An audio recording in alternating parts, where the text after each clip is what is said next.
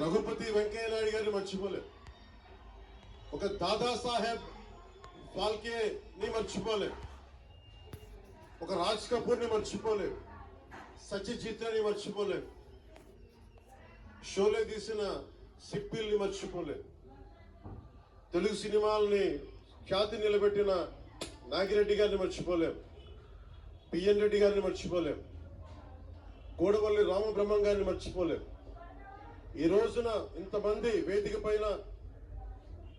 శంకర్ గారు లాంటి నిష్ణాతులు మహానుభావులు ఉన్నారు అంటే, సూర్య గారు లాంటి నటుడు దర్శకులు ఉన్నారంటే మేము మూలాలు మర్చిపోకూడదు. తెలుగు చిత్ర పరిశ్రమ పెద్దలందరికీ గుర్తు చేసుకుంటూ, తెలుగు జాతికి పేరు తెచ్చిన ఎన్టీ రామారావు గారికి మనస్ఫూర్తిగా ఆయనని గుండె లోతుల్లోంచి ఆయనకి స్మరించుకుంటూ,